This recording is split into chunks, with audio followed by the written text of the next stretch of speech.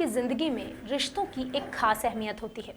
Lockdown ने जहाँ कई पाबंदियां लगाई है, वहीं इंसान को एक दूसरे के साथ बिताने के लिए वक्त भी दिया।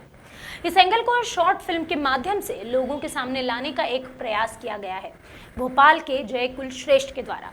जय ने इस फिल्म में रिश्तों की उधेड़बुन को बड़ी ही खूबसूरती से गढ़ा है। लॉकडाउन की टीम से खबर 100 ने एक खास बातचीत की और इस बातचीत में फिल्म से जुड़े पहलुओं पर बात की। आइए आपको सुनाते हैं ये खास बातचीत। आज हम मौजूद है लॉकडाउन बेस्ट एक ऐसी मूवी की बात कर रहे हैं और हमारे साथ पूरी इसकी स्टारकास्ट मौजूद है। राइटर, एक हमारी चाइल्ड आर्टिस्ट और साथ में जो उन्होंने जो हीरो हैं उसके फिल्म के, वो हमारे साथ मौजूद है। वो बात कर रहे हैं फिल्म लॉकडाउन की, जिसमें बनते बिगड़ते रिश्तों की एक दास्तान है, जिसके बारे में आज हम बात करेंगे। आइए सीधे बात करते हैं जय कुलश्रेष्ठ से, जो फिल्म के राइटर भी हैं, प्रोड्यूसर भी, डायरेक्टर भी।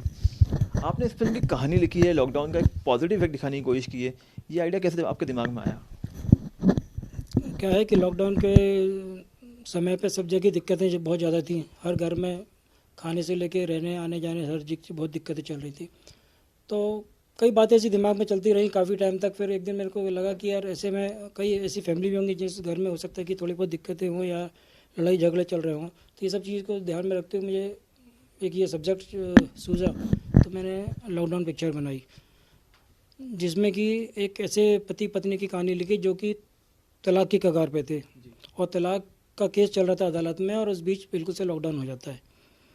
तो इसको ध्यान में रखते हुए पिक्चर बनाई मैंने। फिर बाद में ये कि लॉकडाउन में जब दोनों साथ साथ रहते हैं, एक दूसरे की परेशानी समझते हैं, गलतियाँ कमियों को समझते हैं, तो दोनों इस दौरान नज़दीक आते हैं। और ये जो लॉकडाउन जो विचार आया था मन में, धीरे धीरे करके उनके दिमाग से अलग हो जाता है, दोनों एक हो जाते हैं। आपने इस फिल्म के जरिए एक मैसेज देने की कोशिश भी की है कि जो रिश्ते हैं, जो टूटते रिश्ते हैं, उनको बचाने की कोशिश की है। तो ये क्या आपने आसपास किसी इंसिडेंट को देखा था या आपने खुद ही इस चीज़ को आसपास से लिया है समाज से?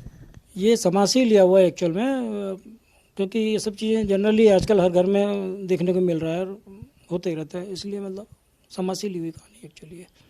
अच्छा, आपने जब कैमरे के पीछे भी आपने काम किया इसमें, तो कितना चैलेंजिंग रहा ये बनाना आपके लिए मूवी? हाँ, चैलेंजिंग तो बहुत था, क्योंकि पहली बार किया, एक बिल्कुल नॉलेज नहीं था इसका, तो काफ़ी कमियां भी रह गई होंगी इसमें हो सकता है। फिर भी कोशिश करी और किसी प्रकार से तैयार करी ये मूवी। तो आपकी मूवी कब तक रिलीज़ होगी और किस पे प्लेटफॉर्म पर रिलीज़ करेंगे अभी आप इसको? इस फिल्म को कंप्लीट करने में कम से कम एक हफ़्ता लगा। एक हफ्ते में मैं कंप्लीट शूटिंग और एडिटिंग वगैरह सब कंप्लीट हो गई।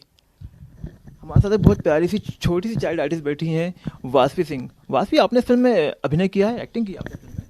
हाँ, तो क्या रोल था आपका, किस तरह आपने बहुत अच्छा आइडिया। तो आपको डर नहीं लगा कैमरे के सामने काम करने में? हाँ, अच्छा, आपका फेवरेट एक्टर कौन है? एल्सा नाना। आपने इस फिल्म में काम किया है, आपने इस फिल्म में क्या रोल निभाया है? पता नहीं, बेटी का रोल हूँ। अच्छा, इस फिल्म में हमारे साथ जो लीड एक्टर हैं कुशाग कुलसे, आइए उनसे बात करते हैं। कुशाग, आपने इस फिल्म में क्या रोल किया है, किस तरह का कैरेक्टर निभा रहे हैं आप? मतलब मेरा जो कैरेक्टर है इसमें वो एक पॉजिटिव नेगेटिव रोल दोनों में ही है, क्योंकि मैंने मतलब स्टार्ट में मैंने ही हस्बैंड का रोल किया है, जो कि मतलब बहुत ज़्यादा घर में जो मतलब इनअप्रोप्रिएट एक बिहेवियर होता है, थोड़ी सी लड़ाई झगड़े होते हैं, उनका भी पार्ट रहता है, और लास्ट में फिर जो गुड टर्न आउट होता है उसमें भी मेरा ही रोल रहता है। तो एक नेगेटिव पॉजिटिव सा रोल है। तो हाँ, यही मेरा मतलब हस्बैंड का रोल रहा है मेन, जो लॉकडाउन में घर के परेशानियों से परेशान है वही। अच्छा, आपका जो गेटअप है, जो पर्सनैलिटी है, वो एक हीरो टाइप की, तो आप शुरू से हीरो बनने आते थे या बाई चांस इसमें आए एक्टिंग में?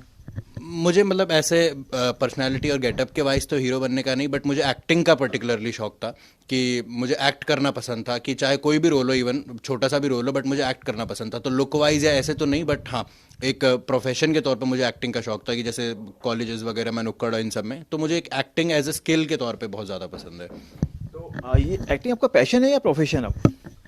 अभी तो मतलब पैशन ही है, प्रोफेशन तो अभी खैर दूर दूर तक नहीं है, बट पैशन के ही तौर पे उसको धीमे धीमे डेवलप करने की कोशिश कर रहा हूँ मैं। अच्छा, हर इंसान एक्टिंग करना है, कोई भी विधा हो, किसी न किसी से सीखता है, कोई इसके आइडल होते हैं। तो आपका एक्टिंग में आइडल कौन है, आपको लगता हो जिससे आपने कुछ सीखा हो? मतलब आइडल तो मैं कहूँगा कि जिनको देख के बहुत ज़्यादा मुझे इंस्पिरेशन मिलता है, वो एक पॉजिटिव नेगेटिव रोल दोनों में ही है, क्योंकि मैंने मतलब स्टार्ट में मैंने ही हस्बैंड का रोल किया है, जो कि मतलब बहुत ज़्यादा घर में जो मतलब इनअप्रोप्रिएट एक बिहेवियर होता है, थोड़ी सी लड़ाई झगड़े होते हैं, उनका भी पार्ट रहता है, और लास्ट में फिर जो गुड टर्न आउट होता है उसमें भी मेरा ही रोल रहता है, तो एक नेगेटिव पॉजिटिव सा रोल है। तो हाँ, ये मेरा मतलब हस्बैंड का रोल रहा है मेन, जो लॉकडाउन में घर की परेशानियों से परेशान है वही। अच्छा, आपको जो गेटअप है, जो पर्सनैलिटी है, वो एक हीरो टाइप की, तो आप शुरू से हीरो बनने आते थे या बाई चांस इसमें आए एक्टिंग में?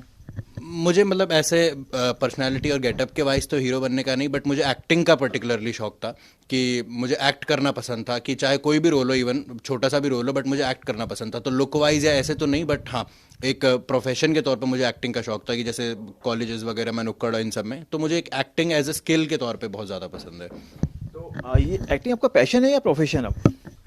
अभी तो मतलब पैशन ही है, प्रोफेशन तो अभी खैर दूर दूर तक नहीं है, बट पैशन के ही तौर पे उसको धीमे धीमे डेवलप करने की कोशिश कर रहा हूँ मैं। अच्छा, हर इंसान एक्टिंग करना है, कोई भी विधा हो, किसी न किसी सीखता है, कोई इसके आइडल होते हैं, तो आपका एक्टिंग में आइडल कौन है, आपको लगता हो जिससे आपने कुछ सीखा हो? मतलब आइडल तो मैं कहूँगा कि जिनको देख के बहुत ज़्यादा मुझे इंस्पिरेशन मिलती है, तो इसमें आई थिंक सबसे ज़्यादा जिनको मैं देखता हूँ वो है मनोज बाजपेयी, और क्योंकि वो खुद ही एक एक्टिंग की मतलब उसमें लेजेंड है, तो इसलिए उनकी स्किल और उनकी नेचुरल वो देख के मुझे बहुत ज़्यादा इंस्पिरेशन मिलती है। अच्छा, आपके पिताजी इस फिल्म के डायरेक्टर भी हैं, तो जब आप शूटिंग पे थे तो आपसे गलतियाँ होती थी कि आपको डांटते थे, और आप जब अच्छा काम करते थे आपको शाबाशी मिलती थी? देखिए मतलब पूरे मूवी में उन्होंने डांटा तो खैर एक भी बार नहीं, लेकिन हाँ जब तक उनको सेटिस्फैक्शन नहीं होती थी, तो ऐसा नहीं था कि वो लीनियंट थे मुझ पे, उनको जब तक सेटिस्फैक्शन नहीं होती थी उन्होंने तब तक मेरे से एक एक शॉट करवाया है, और अच्छे शॉट पे उन्होंने पूरी तरीके से मुझे प्रोत्साहन भी दिया, क्योंकि उनको भी पता था कि ये मेरा पहला ही मतलब प्रोजेक्ट है। तो इस हिसाब से उनके साथ काम करना मेरे लिए थोड़ा और अच्छा ही रहा। कोई किसी और के साथ काम करता फर्स्ट प्रोजेक्ट में, तो ये थोड़ा कंफर्ट जोन में हो गया। आपकी जो फिल्म है टूटते बिगड़ते रिश्तों की दास्तान है, कह सकते हैं हम उसे, तो आपको क्या लगता है आजकल समाज में जो रिश्ते टूट रहे हैं इसके पीछे क्या वजह लगती है आपको? दूसरे के प्रति, क्योंकि आज के डेट में इंसान अपनी बिजी स्केड्यूल में एडजस्ट नहीं करना चाहता इतना ज़्यादा, और मुझे लगता है कि अगर हम थोड़ा थोड़ा एडजस्ट करने लगें तो इतने आसानी से मुझे नहीं लगता कि कोई रिश्ता टूट सकता है। अच्छा, आपको लगता है कि लॉकडाउन से पहले जो सिंगल फैमिली थी वो ज़्यादा, ऐसा माना जाता है कि सिंगल फैमिली के लिए लोग ज़्यादा आगे आते थे, अब लेकिन लॉकडाउन जब आया उसके लोगों को मालूम पड़ा कि जो जॉइंट फैमिली होती है उसकी क्या अहमियत होती है, ऐसा लगता है आपको? जी, मुझे मतलब मैं तो एक शुरू से एक जॉइंट फैमिली की बिलीफ वाला हूँ, और मुझे लगता है कि जब घर में और लोग होते हैं जो एक से दूसरे को संभालते हैं, तो ये ऑब्वियसली एक अच्छा रहता है। और इस कठिन समय में ये एक मतलब टाइम से टेस्टेड ही चीज़ है कि न्यूक्लियर फैमिलीज़ में लोगों को अकेलापन और ये सब चीज़ें बहुत झेलने को पड़ी, जो कि एक जॉइंट फैमिली में तब भी एक पॉजिटिव माहौल बना हुआ था। तो मुझे लगता है जॉइंट फैमिली इज़ दी मतलब नीड ऑफ द आवर, ऐसा मुझे लगता है। तो आपकी जो फिल्म है ये क्या मैसेज देती है?